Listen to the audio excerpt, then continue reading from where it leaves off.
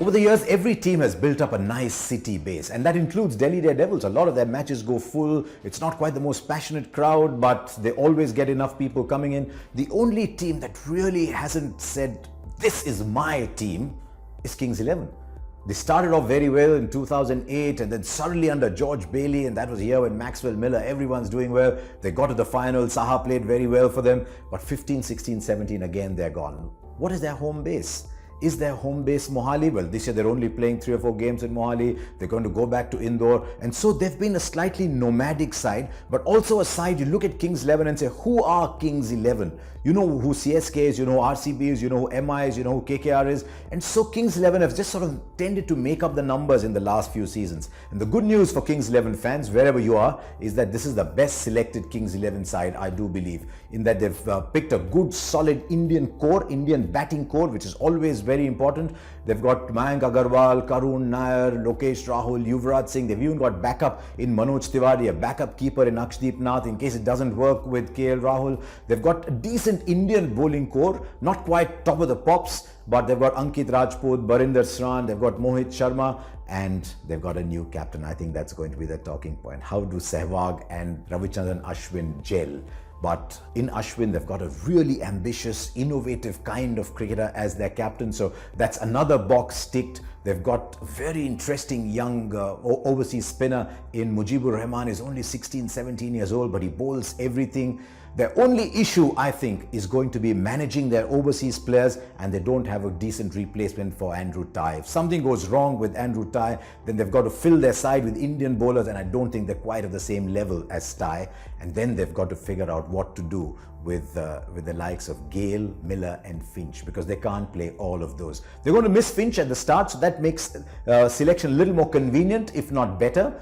But they really have got to figure out, they've got these two giant personalities in the side, in Chris Gale and Yuvraj Singh, and there might be stages in the tournament when Ashwin might have to look at either of them or both of them and say, you know what, I don't know how I'm going to fit you in the side. So there's just these couple of issues around the major stars, but let's go down and take a look at Kings 11's first 11. Do you play Chris Gale? I'm afraid my answer is going to be no, because I think Miller down the order is far more valuable to the side. Chris Gale has been a bit of hit and miss. They only picked him right at the end. I think Mayank Agarwal is far too good form to leave him out. And I think Karun Nair, ever since he started opening the batting for Karnataka, has been excellent too.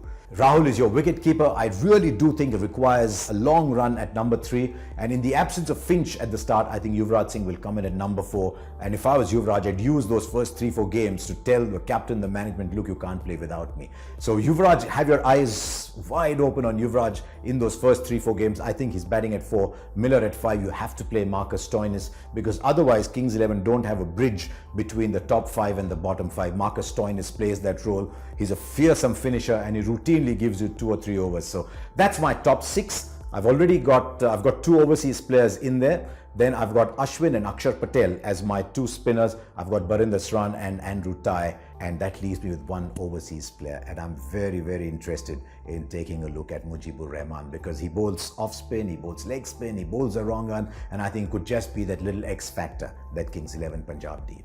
Right, what do we have as backup? I did mention not a lot of backup for Tye, but you got Ben Dwarshuis, who's been around the fringes of the Australian side, plays for the Sydney Sixers, is a decent bowler, so he could be a backup for Andrew Tye. What happens when Finch comes back? Does Finch straight away come in place of Miller? If you want to play both Finch and Miller and Stoinis and really pack your side with big hitters, then you've got to play another Indian fast bowler in place of the spinner who I so like, Mujibur Rahman.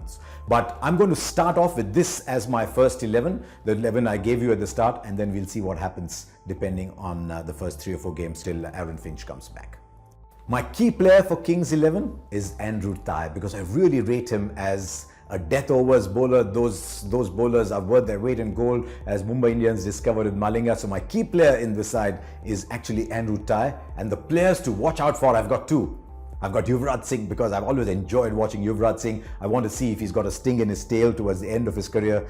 And Ravichandran Ashwin, both as a bowler. I'm sure Ashwin wants to show everybody that you've got all these wrist spinners, you've got young Washington Sundar, would watch out for Ravichandran Ashwin, and also as captain. So I'm going to be looking very closely at Ravichandran Ashwin as well.